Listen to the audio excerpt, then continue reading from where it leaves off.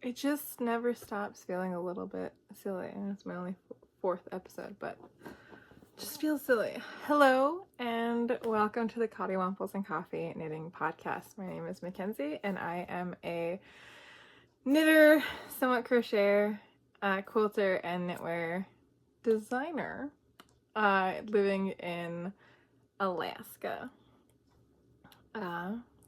Hello, welcome in. I hope you enjoy. I am not wearing anything knit today because we're actually having a fairly warm day in September. It's, what is it? It's the 15th. It's the Sunday. Forgot to turn my phone to do not disturb, so yeah, it won't buzz.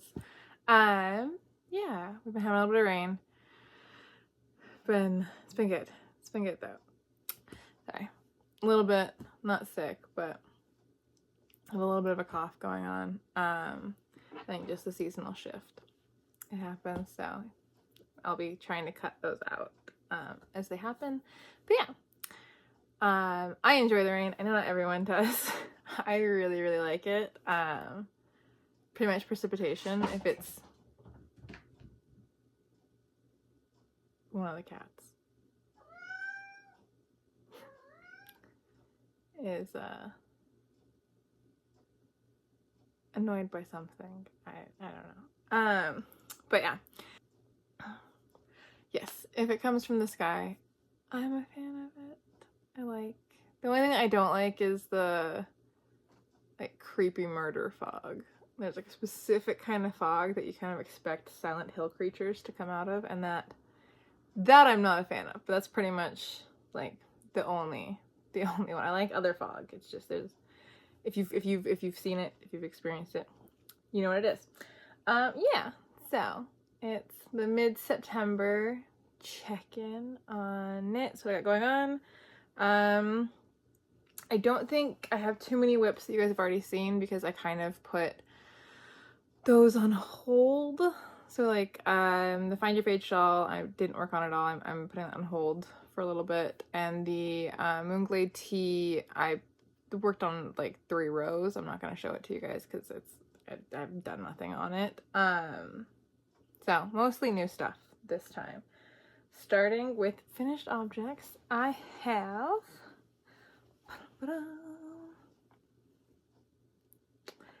my finished, I've been calling it the Sarah Cardi. I'm officially naming it the Sarang Cardi. Sarang, I think I'm pronouncing that correctly. It is got the 2-toned sleeves. This one's knit in Cascade 128 Superwash. This is a design of mine, if you've not seen the podcast before, that I've been working on. My mom, this one's for my mom. And so these are all the colors that she picked out. I think it's the perfect kind of hobbit core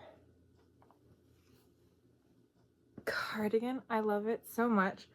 It's a little bit longer in the torso than my original one is, and I like that. It still puts it kind of just above the belt line. I think is kind of where it's just below your waist, just above the belt line. So it's still, when you sit down, it doesn't bunch at the back, which I really like.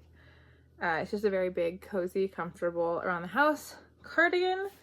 Yeah. So now I just have to do the measurements and write out the actual pattern. So this is the one that I'm not really 100% certain with grading, and I'll put it on to show you what I mean, because you're supposed to have the same amount of positive ease for the largest bust size as you do for the smallest bust sizes, and I get that, but that's my elbow. That's the edge of the cardigan. So it's quite a bit of ease. The cuffs are nice and tight, which my mom, she got to try it on the other day, and she absolutely loved that. So they kind of drop down and drape over, which I like. Obviously, I designed it. So in your face. So that's what they look like. They're fully stretched. I like them because I do this with my cardigans and things all the time. I bunch my hands up in them. So I like the fact that you can have it and it's tight enough that it doesn't slip down your hand as you're doing things. It just the robot. It just kind of folds over. If you wanted shorter sleeves, I would say decrease. I'm gonna put a note in the pattern that says that you want to decrease both sides equally so you still get that nice color block. Yeah, I went with a slightly smaller button band, so that's the bottom, and the button band's just a little bit thinner, which I like. We talked about buttons, but my mom was like, I'm never going to button that, and so we took buttons off.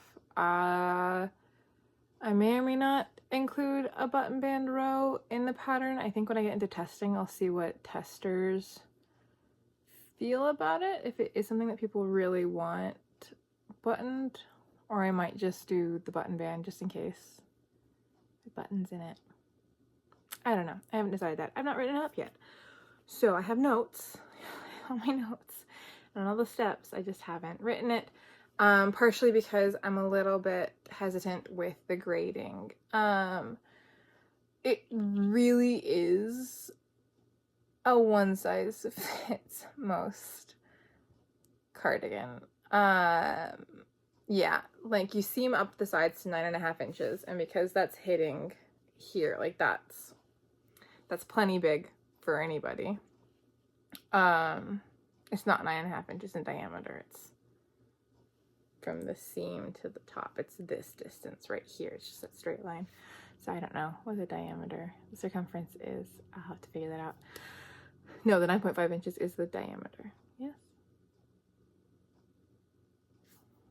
Now I'm trying to remember geometry, and I'm gonna stop that train. I don't know what the circumference is.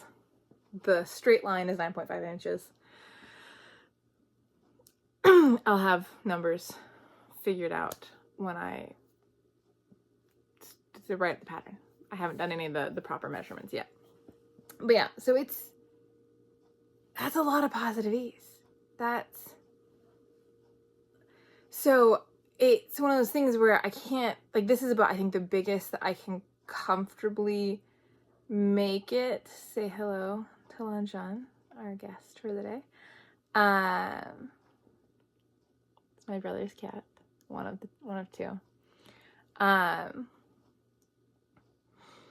Because you just hit a point where, like, busts might be bigger, wingspans aren't. Like, so you kind of max out on how wide this section can be. So I think my current plan is to do 2 sizes and have this one be the biggest, and then do a slightly smaller one for smaller people. Yeah, so what's going to change is the size of the individual squares will be less rows, less stitches. I know what I'm talking about. I just sound like I don't.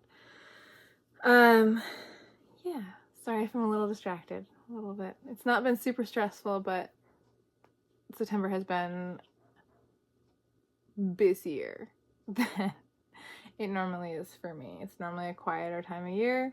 This year it's not, so I feel a little bit scattered. So sorry if you're experiencing that with me. Yeah. So it's the Sarang Cardi. So I've been calling it the Sarah Cardi. If you've not seen my videos before, there was a YouTuber. She was Australian. She did a lot of content about Korea. Called Hoju Sarah. She unfortunately passed away from a fairly aggressive form of leukemia a couple of years ago. I really enjoyed her channel. I really enjoyed her videos. They're very kind of calming and enjoyable. And she was just a really upbeat and pleasant person. And so it was really devastating in that kind of community space. To see that happen. And I still follow her husband, does on YouTube. I still follow him. Yeah, it was, yeah. And so she'd had a cardigan that she had made that I had wanted to make a version of forever. And when she passed, I just kind of, in dealing with that, parasocial relationships are really weird. They're really interesting. And so dealing with that kind of like shifting space, and I think especially too, with things like cancer, like it's a shock, and all of a sudden this positive space in your life is gone, and you know, however that affects you, it affects you. And so I knit the cardigan in the fall following her passing, kind of as just like that processing space with that grief of seeing someone go through a really, really tough time and not make it out the other side. It was good. It was cathartic. And I was kind of like, well, you know, that was kind of one of the patterns that kind of started my like maybe I could do this thought process. So it's kind of nice to be revisiting it. I kind of just backburnered it. I was like, well, you know, I made mine. And mine is done entirely in intarsia. This one is seamed. You can see my fun little, I have to go back and trim. This one is seamed because I felt like it was a little bit easier than, I would not reknit mine in intarsia. I think I like intarsia, but it's in a bulky weight cardigan. It's a lot.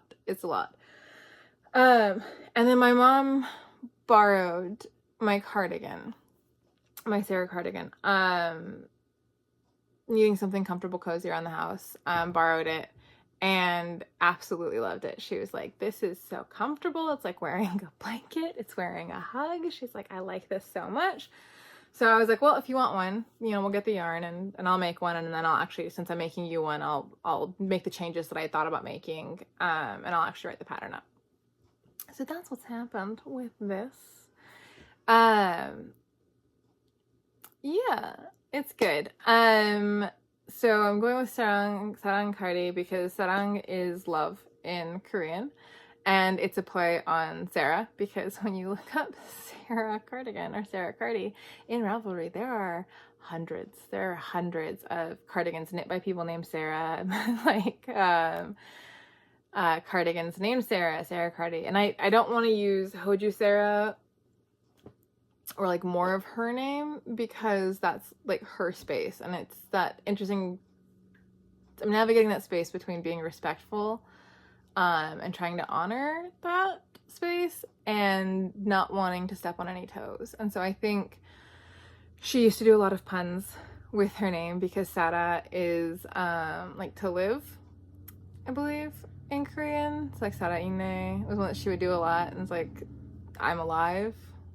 So she would play with that a lot, and so Sarang plays on that. It means love. I like that. And then I am planning on having all of the money in perpetuity, forever, of this cardigan and any sales from it to go to the National Merit Donor Program. I'm a member. I'm on the registry to do merit donation. Leukemia sucks. Cancer in general sucks. Leukemia sucks, and it's a tough one, especially with fast moving ones, to get to the point where you're in remission enough that you can get a marrow transplant. And then there are so many people who don't ever get marrow transplants because there's not enough people on the registry, or they live in a place where they can't afford it. So programs like the National Merit Donor Program in the United States, they are, as you can tell, the national program helping people with that. They help pay for any medical fees that people who need marrow donations, their insurance doesn't cover. They help cover those fees. They help cover those costs. They cover the costs for the donor as well, medical, travel. So like, I think the nearest donation area hospital for me is Seattle. So I would have to, if I was a match for somebody and was called up to donate, I would have to fly to Seattle and stay there potentially for a week or a little bit more, to go through the donation process. And I would have to pay for that out of pocket, but the National Merit Donor Program covers that cost. They also do a lot of research, stem cell research, looking into cures and things like that. You can go to their website. The breakdown of how they spend things is clearly available in easily understandable graphs every single year. I really like how they run things. It used to be called Be the Match. I've posted about it on my Instagram before. Which, yeah, find me on Instagram, Cutting Apples and Coffee. And so, yeah, I'm gonna donate everything. So it's fun, it's personal, and I think that's part of like that space where I'm like stressed about grading it, and I'm stressed about not having the right sizes, and I'm stressed about people liking it because it's kind of an important knit to me, and it's way too hot to be wearing it right now, so I'm gonna take it off. But it's kind of an important knit to me, and I want it to do well because I'd like to, you know, make a somewhat decent donation. I will also, once I eventually publish it, put links just straight to the Merit Donor Program and links on how to find Merit Donor programs in your own countries on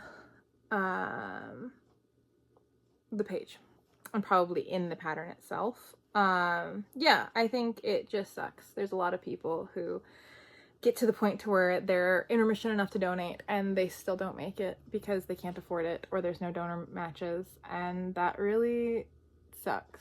That really sucks. I had a grandpa die of complications due to lung cancer and COPD. I've known a couple of people with cancer, and it's just a crap thing to go through. It really is. It's a crap thing.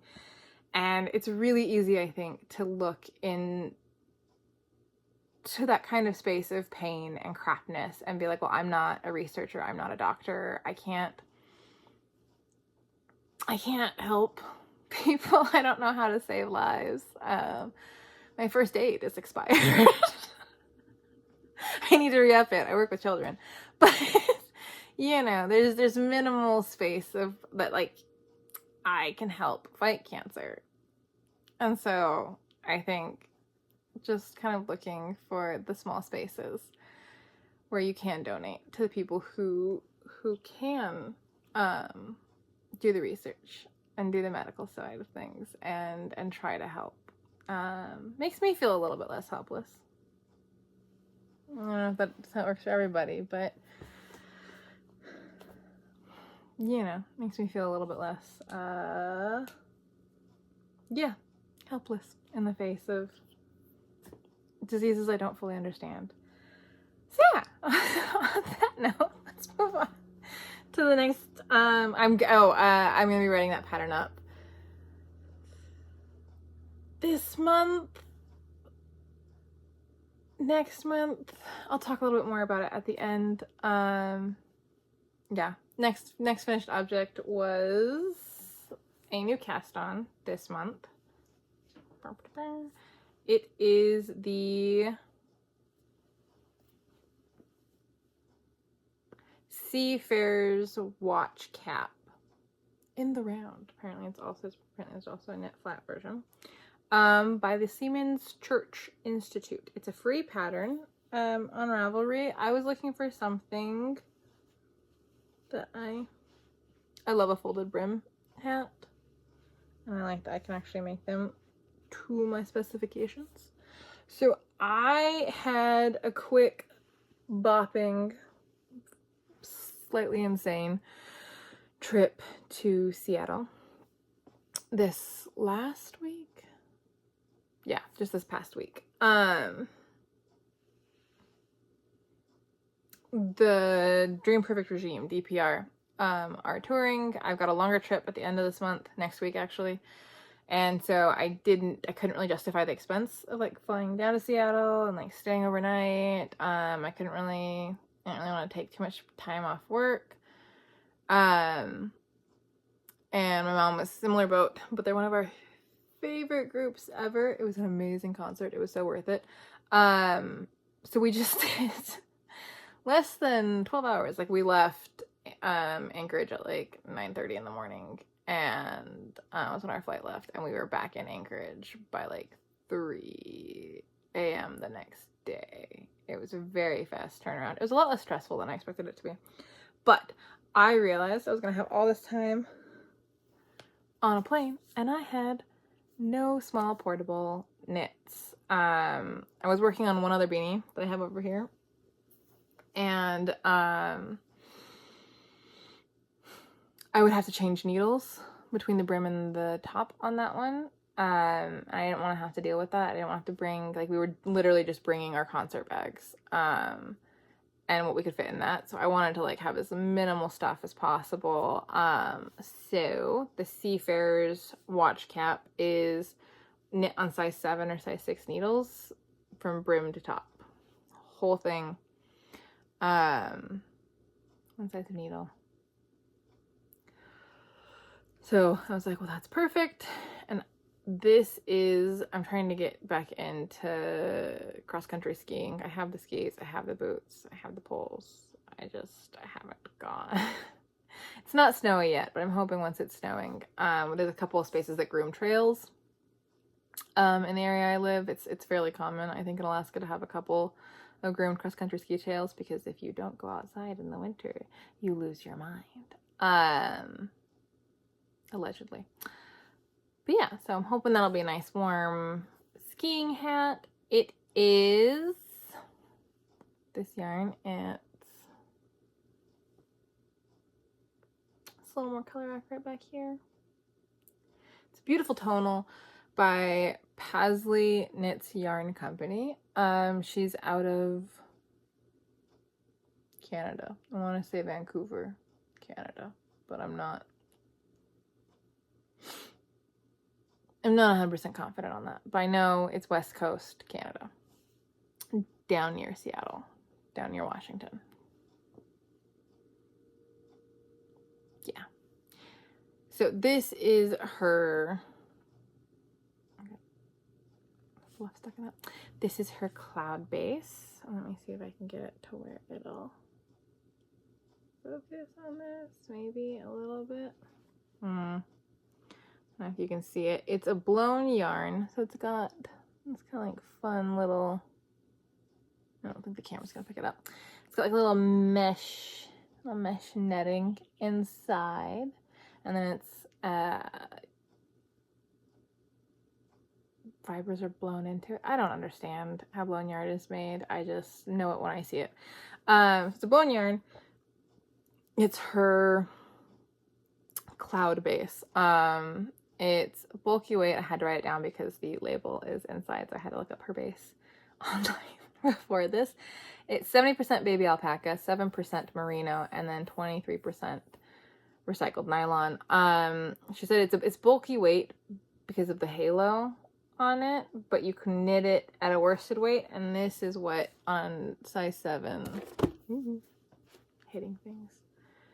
Size 7 worsted weight needle, size 7 needles knit in a worsted weight pattern. That's what I mean. That's what it looks like. I really like it. It's very soft. I could see where it could be itchy, because I mean alpaca and the fibers are itchy for some people. It's very soft. If it was warm at all, it would be itchy on my forehead, which is why I'm wanting it to be a skiing hat, because I'm always very cold when it's skiing. So yeah, it's very pretty though. It's so soft. It's so incredibly soft. And it's a pretty big skein. I think I probably have about a third of the skein left. I haven't weighed it, but I got about a third of the skein left. So I'm thinking of trying to make maybe some ear warmers.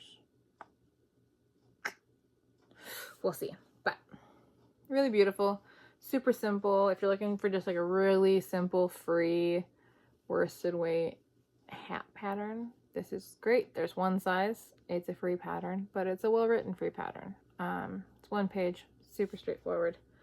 There's a cat sitting on my things. Yeah. The color on this is, I want to say it's Gucci Ha Ha Ha. Gucci Ha Ha. I should have looked that up. It's from her Harry Styles collection. I'm not a big Harry Styles person. Maybe a controversial opinion. I don't have anything against him. I just don't have anything for him. So I wasn't really like, oh my god, I have to have this yarn. But I was wanting to play with her cloud base. And I love a tealy turquoise. Tealy blue, turquoisey blue. This. I love this. Final finished object is the Arrowroot Beanie by Roro and Cade's Kelly Menzies. A name I'm sure you're all familiar with by now. You know, she knits wonderful patterns. So, and she's a good friend. But yes, this is my brother's Arrowroot Beanie. I have yarn I'm going to jettison into my face. Still a decent chunk of yarn. I have no idea. Like, this was a huge skein. I can tell you that. It was a huge skein. I know it was a worsted weight. I think it's a merino silk base. There's not a label in it. Because it didn't have one. It was an on sale thing from my local yarn store. I have no idea what this is. But it's pretty. And it's really nice. And it's warm. And it's nice to knit with. It's got a little bit of a shine. And that's why I'm thinking it was silk. Also, my brother's a pretty avid outdoorsman. And we get a lot of wind. And so when I see things for my dad and him, actually both, I've knit them both with hats that have silk in the base because of how nice it is in winds and cold weather. So that's why I think it's got silk in it. Yeah. But yeah. So, and it's a beautiful pattern. It's a 2x2, not 2x2, 1x1 rib, folded brim, knit together. Gorgeous little arrow patterns. Kelly also has an arrowroot sock pattern that I have made as well. I just like it. It's a really nice pattern because it's super easy. It's a 4-row repeat and it is so easy to get into your head. Like pretty much I've knit this is actually, so the arrow was actually the very first pattern I ever test knit for. So I've knit 2 or 3 versions for myself, and I have now knit this one twice. And basically, like, once you've done one repeat, the pattern's in your head. It's so straightforward. My brother, if you watched the last podcast, you will know that this is my second time making it for him because he accidentally ran the first one I made him through the dryer. He doesn't know what he was doing. He doesn't know what he was thinking. He knows how to take care of wool. He knows hand knit wool is not supposed to go in the dryer. He's like, I think I just lost my mind. Just absent-minded, chucked it in, doesn't know. So this is what the Arrowroot Beanie is supposed to look like if you do the standard fit folded brim. There's also like a unfolded brim that's just shorter. And there's a slouchy top. So it's got a lot of options. This is what his first one looks like now. Just in case people were curious. He was like, I still have that. Yeah, it's very felted. You can see that the fun little pointed striped sections, those floats have just gone away. They're not there anymore.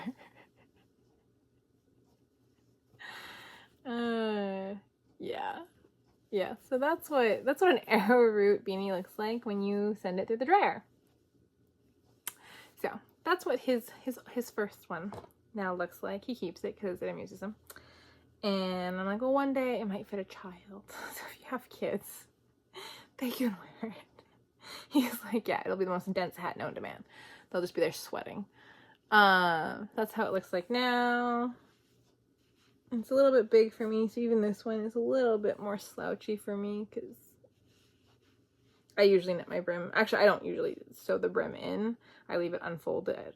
I like to fold them up myself so I can kind of adjust it based on my mood. But yeah. Ta-da! Oh my word. Here's look at the time. I've been rambling today. It's a rambly day. It's always a rambly day here. Cody Wample's Coffee Podcast. It's a guarantee. Moving quickly on to whips because I don't want to keep you here forever. This whip has to be frogged because I didn't do a swatch and then I forgot to check when I was still in the like little short portion. So I knit the full first repeat of this pattern. And I completely forgot what pattern name was, and I forgot to write it down, so I'll have to pop it on the screen somewhere. I never know where I'm going to place them until it's happening. But yeah, so this is a vest for my mom. It is knit flat. See the lovely piles of ends that, thank goodness, I didn't bother weeding in yet. I'm gonna have to, it's supposed to be knit on a size 7 needle. My gauge is very loose for this, and I think it's supposed to be a denser fabric anyways. So I get to drop down to you start off with a size 6, and you go to a size 7. My gauge is off with both of those, so I get to drop down to a 4 and a 5. Super excited about that. It should be a really pretty vest though. The back is striped. Actually hold this up so you can see. So the back is striped. That's what we got currently going on. And then the front is just like an Argyle diamond pattern. My mom absolutely loves Argyle. She says it's because she's a child of the 80s. But she absolutely loves Argyle. And doesn't have an Argyle vest. So I found this one that has these super fun stripes on the back.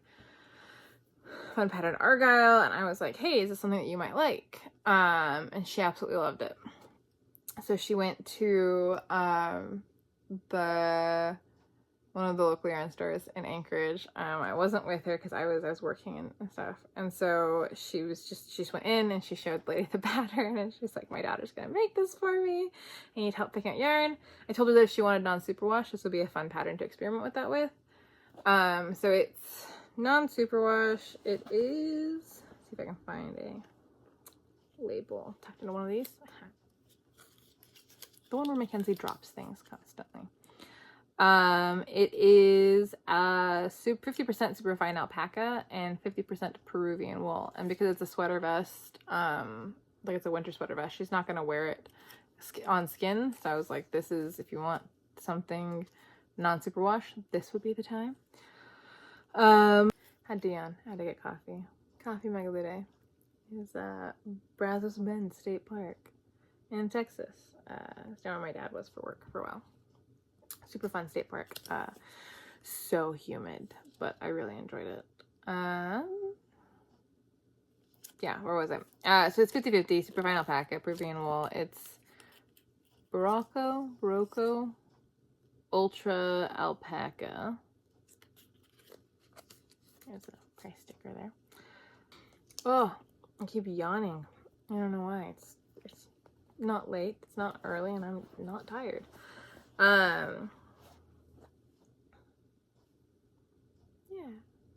So I get to frog all. Now that I've shown this to you all, I can frog it. So that's what I'll be restarting tonight. That is my pattern plan. I was hoping to get it done by the end of the month. That is becoming less and less likely. We'll see. It's going to be my primary whip for the next couple of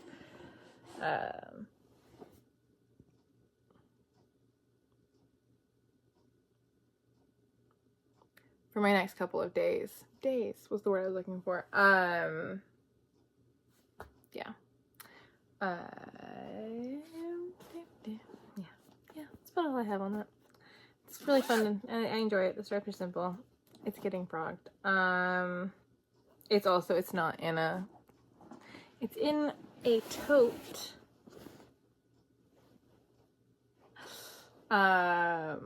Project bag. It's just a giant tote. It's says can. Yes, you can.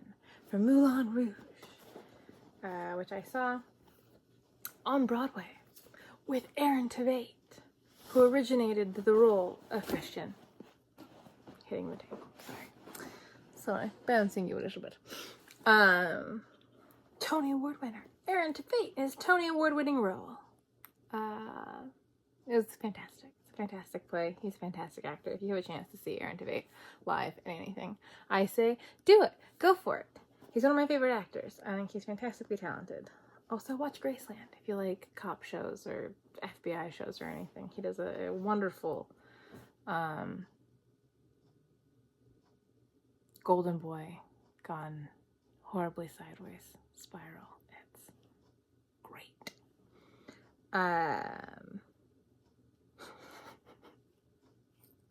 Yeah. Anywho, next whip is it's the Boyfriend Slipover by Kevin Haggerty. I hope that's how you pronounce that. So it's supposed to be just a vest. I'm thinking instead of doing just the little rib vest sleeves on it, I'm going to do full sleeves, but I'm going to get the vest finished and the neckline done. Block it so that the sleeves don't curl under as bad, and then I'm going to decide what I want to do with it, because I might get it done and I might be like, oh no, I like this just as a vest, or I might be like, put sleeves on that bitch. So this is my swatch for that. I do swatch sometimes, I just don't others. I will say I always swatch when I'm test knitting things. So and when I'm designing things, it's just the other stuff that it's kind of hit or miss. And I should know better.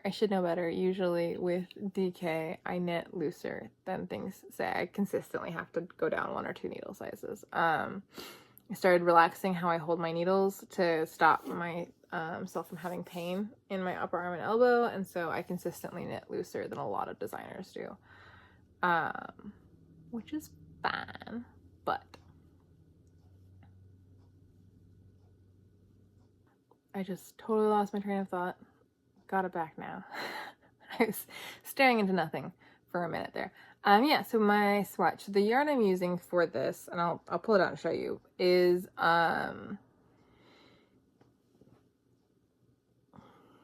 won't focus? Yeah, so that's my swatch. It is Surrey lace.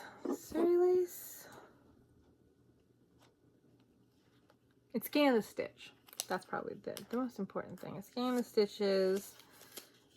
Surrey silk lace, so 75% baby Surrey alpaca, 25% silk, and one of her sock bases, I think it's sock base, and it might not even be a sock base. She currently still socks. This is from her Buffy collection, so it's a bit ago. And her merino 4-ply. So I can't remember if that's one of the ones that she replaced or not, but yeah. So it's those held together. Let me get them.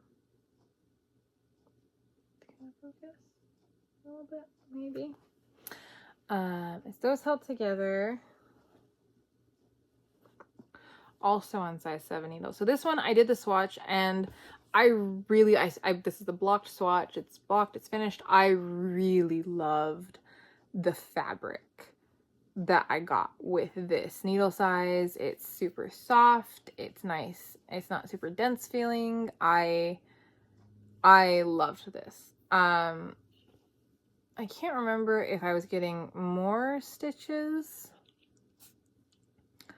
per inch. I think I was knitting a little bit tighter than the pattern says that you can, it's a DK weight. They said you can knit, the initial one that they did was for lace and lace. They said you can also do fingering and lace, fingering and lace, or a DK weight yarn.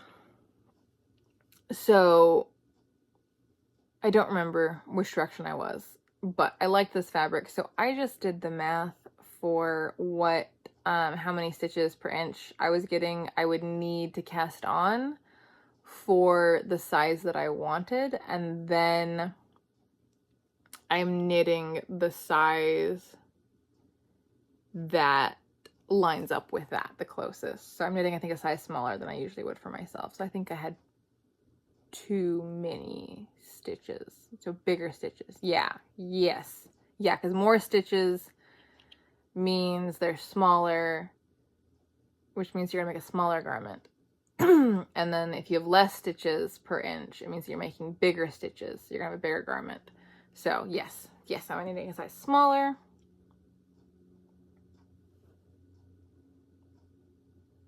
It doesn't matter.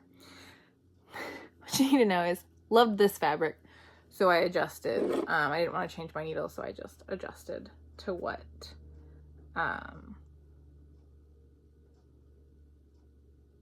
stitches I would need for the gauge I was getting. So I have, it's knit top down. It's a drop sleeve construction. It's knit top down. So you cast on your full set of stitches, and then, you know, you kind of leave these ones dead and slowly back and forth do your short row shaping and pick them up. So you have the back, so pretty. And then you pick up along the one shoulder, and you can do this on two. They say in the pattern to put these onto spare needles. I never do. This is fine. It doesn't bother me. I've got a long enough cable. Yeah, so pick up that. I've started the left shoulder. So you pick that up, get it down to where you're going to combine it. Pick this up, get it down to where you're going to combine across the neckline. Knit down to where it matches with the bottom of this. Join in the round, and then you're just going. You're just going off like a light. It's a construction I really like. I've knit a couple of sweaters like this. The Moonset pullover and the Seaway pullover by Ozetta are two others that I've knit like this. I like it. I like a set in sleeve or drop sleeve. I don't like when drop sleeves, like the cardigan that I have, it's nice, but when they like sit right here, that I don't like. But I like how they fit when they fit closer to my actual shoulder. I'm just rambling.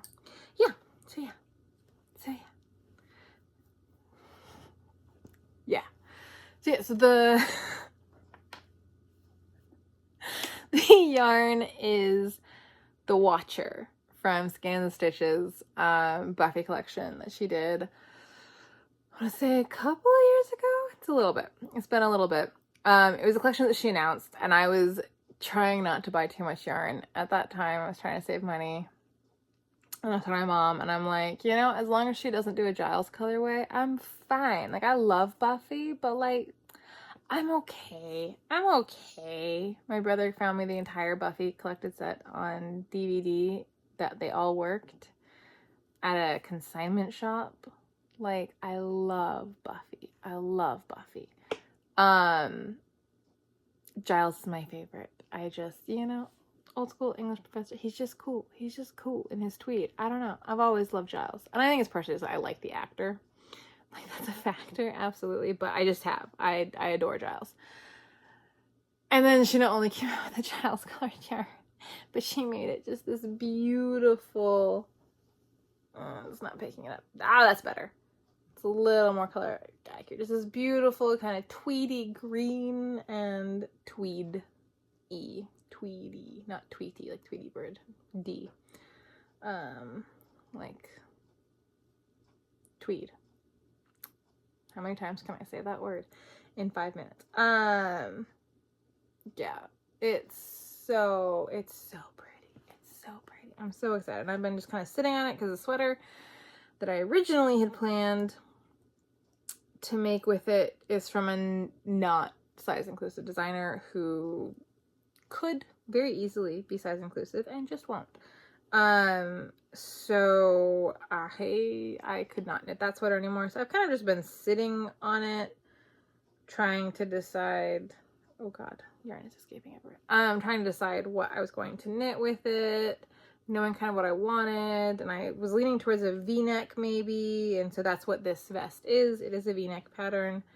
I'm really excited about it. And I was so excited because it's just having old sweater quantities in my stash kind of stresses me out. Like, I absolutely, collecting for stash and collecting for knitting are two different things. And I don't always stick to the plan I have when I buy a buy a sweater quantity, but I try to have a plan in mind when I buy a sweater quantity. And so having older sweater quantities just sitting in stash unused kind of starts to like background stress me out.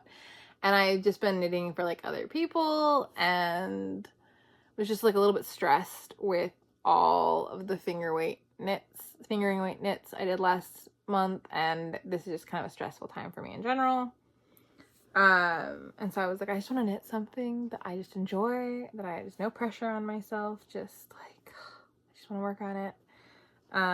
So that was this cast on, and this is in my Born Fuzzy boutique, in my brand new, very pretty yarn bag that I'm so excited about. Love it. Love it. It's so good. I do actually have a little bit of new yarn. I'm trying not to buy yarn, and then it just keeps happening. I don't know. This is Yarnsmith's Merino Sock from Wool Warehouse. I do have two more colors. I live in the US. A lot of my knitty friends are in the UK.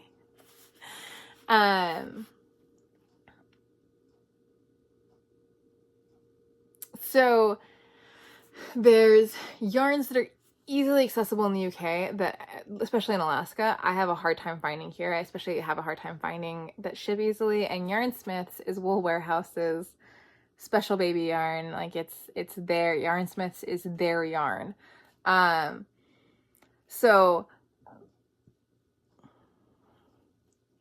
I was just kind of like, there's no way I'm ever gonna get my hands on that. And I just get to see like Kelly and all the gals in her Discord talking about Yarnsmiths and how nice it is, and it's such a wonderful sock yarn, and it's so good to knit with, and the colors are so pretty, and I'm just over here like, okay, I'm just not gonna get to play with that.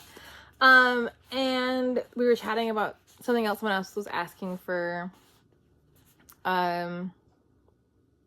sock yarn recommendations. One of the gals is getting into sock knitting and was asking for kind of soft commercial yarn recommendations. And I had mentioned Cascade, and I was like, I'm not sure how common it is in the UK. And they were like, oh, it's really, Kelly said, she was like, you know, it's really common over here. We can get it really easily. And I was like, okay. I said, I just know that there's like some things like I can't find easily, like drops. I have a hard time finding where I live, unless I buy through Amazon, which I don't like doing, if I can avoid it. You know, and like Yarnsmiths, I can't get. And she's like, oh, you just need to order from a warehouse. They ship internationally. I was like, they do what now? I just, like, there's so many places in the US that are like, oh, we ship to continental US, except Alaska. So I'm always like, well, so then you mean contiguous US. Correct that in your thing. So I just get very used to people not shipping to Alaska. I'm always kind of more pleasantly surprised when it's possible. I'm more pleasantly surprised when it's under $20. Shipping to Alaska is a nightmare. The cost and the time, and yeah, there's people who just straight up won't ship to Alaska. They will not do it. It's great. So I just kind of didn't even think to check when they were talking about Wool Warehouse to see if it would ship to Alaska, because I was like, well, there's no way.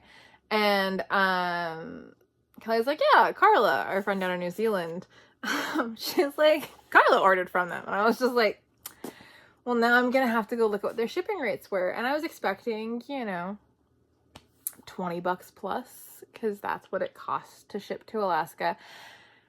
It was 5 pounds. It was £4.99 to ship to Alaska. It's like 1.8 kilos, which is like 18 of these. I could buy 18 skeins of Yarn Smith merino sock and spend 5 pounds to ship it to Alaska. That's insane.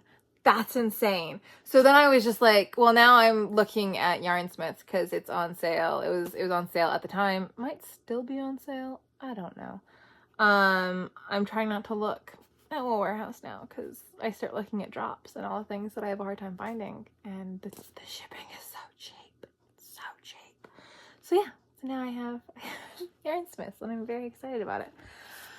These two were I'm shopping to fill out gaps in my stash. I need yarn for heel, toe, and cuff because I found some more self-strapping yarns.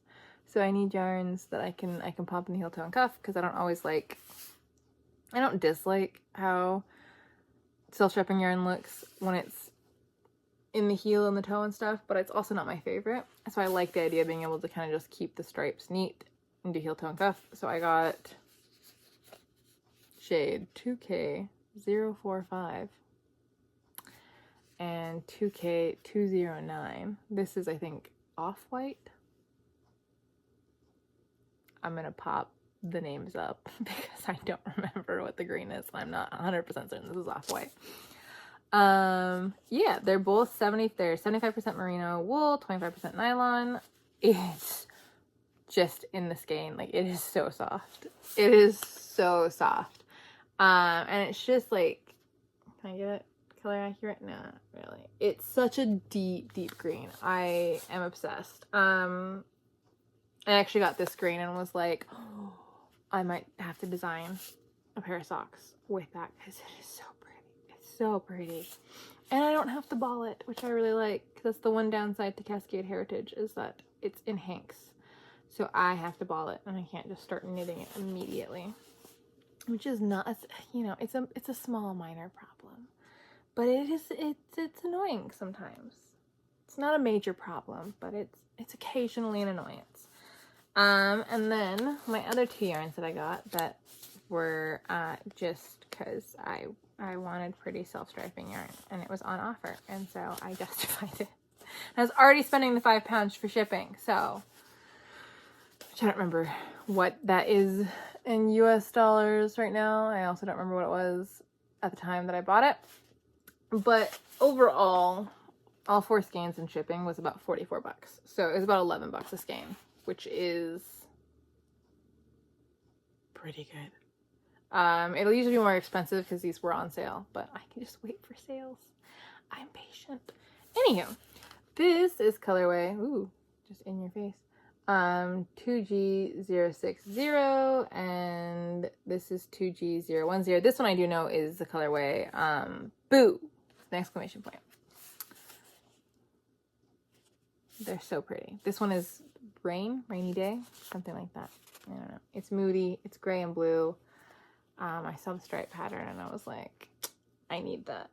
And then I'm gonna make Halloween socks. And the great thing with these is that I can usually get a pair of socks because I do a lot of shorties and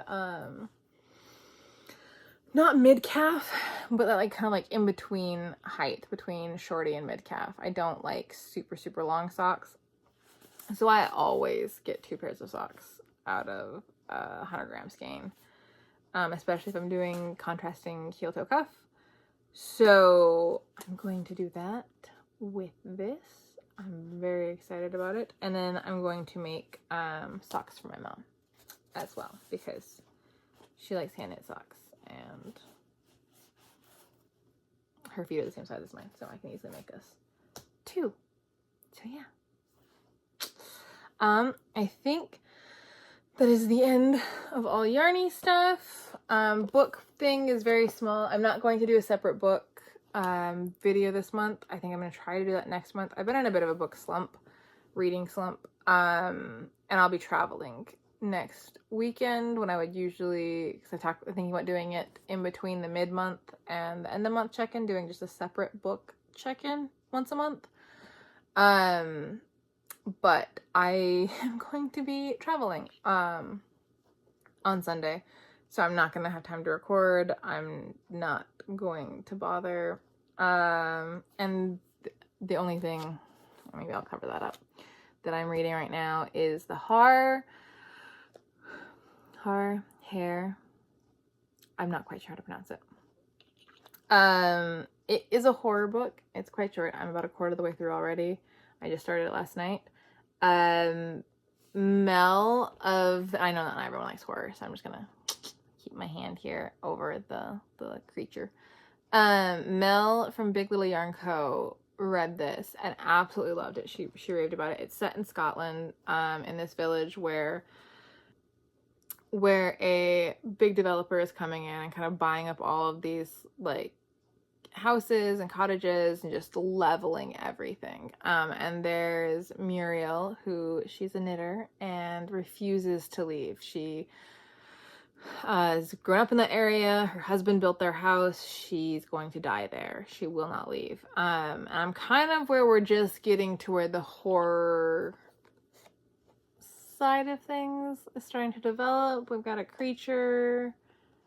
The mystical, magical stuff is kind of happening. And the heart is, I'm just going to pronounce it like that. I don't know better.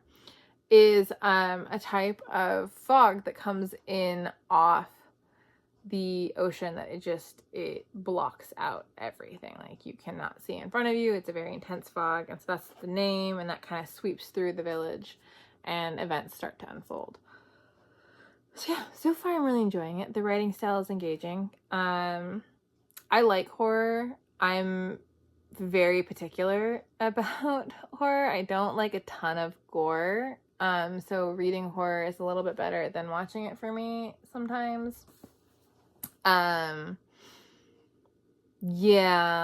like I also I had this just sat next to me because I want to watch it this week. I got a 2-set Train to Busan and Peninsula. If you want a zombie movie that's not super gross and squishy and you don't mind reading subtitles, I think it might have a dub version. Yeah, there's the DVD has dub. I don't know if streaming does, because I'm not 100% certain where it's streaming right now. But it's so good. It's so good. I cried like a baby through the last quarter of it. I've mentioned before I don't really cry when reading. I do cry quite a bit more when watching films. If you're familiar with Korean cinema at all, they are really good at the double punch to the stomach with emotion. And for some reason, I was like, my best friend loves Train to Busan. She loves Peninsula too. And for some reason, I didn't think that a horror movie about a father trying to protect his daughter done in Korean film would do that. But it did. I cried so much. It's so good. It's one of my favorite films now. So yeah, so I like horror, but I like horror to have a point. I think too often, I'm not a huge gore porn person. I'm not really big into the Freddy Krueger and Jason. I respect Freddy at the very least. I have opinions. If you want to hear them, I'll record a separate little tiny Mackenzie Rambles on Horror video. I know it's not everyone's favorite thing, so I'll stop my ramble now. But yes, I like horror. It's really enjoyable. If you don't like horror, I would say don't read this book, and don't watch Train to Busan. But check out some of Gong Goo's other stuff, because he's a brilliant actor. Yeah. We're entering the rambling part of the podcast, and by entering, I mean I live here. Yes. What was I going to talk about? Life stuff. That's what it is. Boom. Life updates. So like I said, I've got a trip next week. I'm going to be down in LA actually for a week. I'm going with my mom and one of my best friends. I said best friend has never been to LA before, so that's pretty exciting. We're going to get to go check out the Getty and things. We're going down for the Popular Months tour.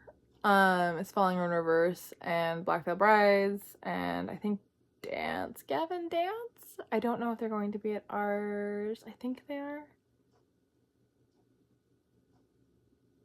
I don't know. I'm excited. I love Black Veil Brides. I also really enjoy Falling in Reverse. I know they're sometimes a touch controversial, but I enjoy them. And we're gonna not go on a ramble about that. So I'm pretty excited. We're gonna eat lots of good food, do lots of fun things. I am bringing knitting, but we get home the Saturday morning, so I will be able to have my end of September wrap up on time. It's crazy to think that that's only 2 weeks away. Where does time go? Yeah. So that'll be fun. I'm excited for that. Uni started up again, so I'm doing classes and classwork. I have classes on Mondays and Tuesdays. It's not a crazy homework load, but it's a quarter program. They're 10 weeks. They move fast, and so I'm trying to like stay ahead of it so I don't get super crazy stressed at the last 2 weeks. We'll see how that goes for me. And then I get my 6-week break at the end of the year, and then I have 2 quarters left. Just 2. I'm so excited to be done and be able to like go anywhere and be a librarian.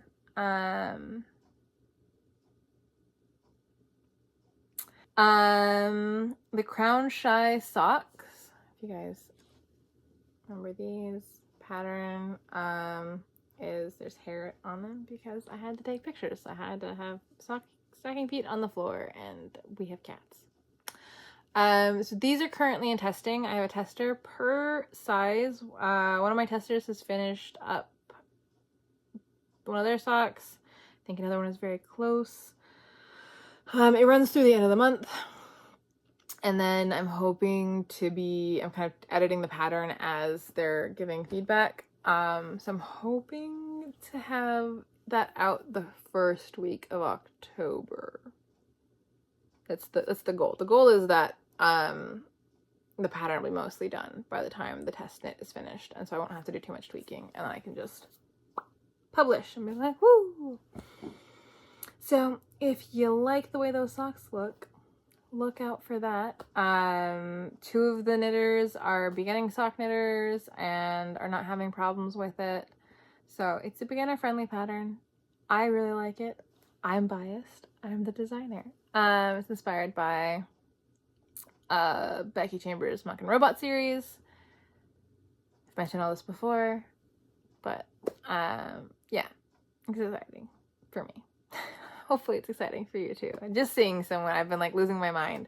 Just seeing someone, like I get the pictures from my testers, and I'm like, I designed that. Someone's making this, and I designed it. And it just there's a euphoria that's just like, to my mom, I'm like, even if like my testers only make 1 sock each, and like that's the only versions of these that are ever made, I'm like, I'm already living my dream. Someone has made a sock based off of a pattern that I made. Thrilled through the roof, over the moon. It's crazy. Yeah. So I think that's mostly everything. I've got it's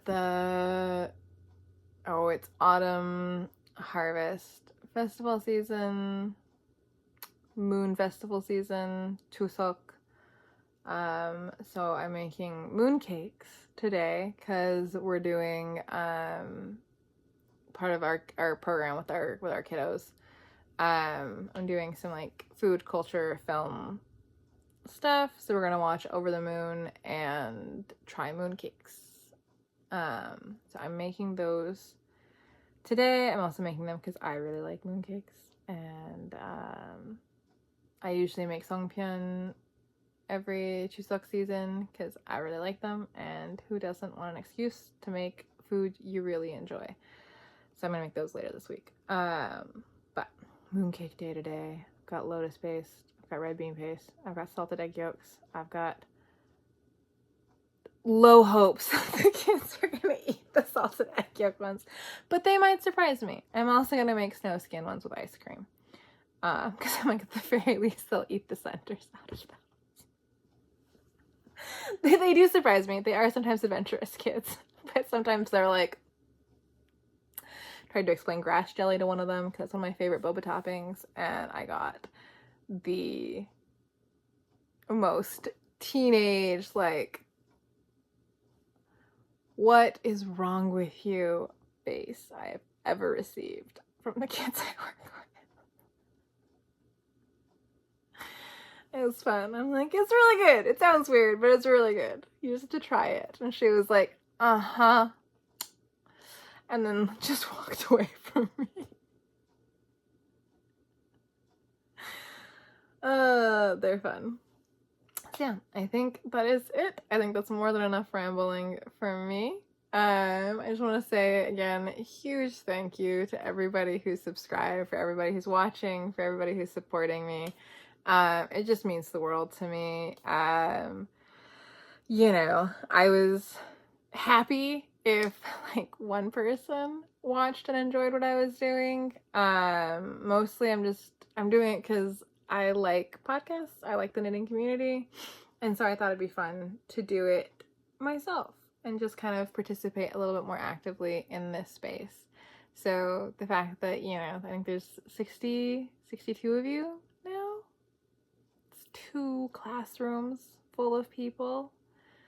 One of my besties works in the service industry. She's like, that's one of our it's an entirety of one of our dining rooms full of people. When I told her, I'm like, that's crazy.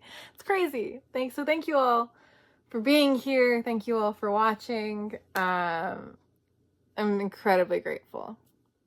And I will toddle off now. Go do some baking and some knitting. So I hope you're all having wonderful days. I hope you guys all have a wonderful week, that, you know, your knitting all goes well and your lives go smoothly. And I will see you next time. Bye-bye.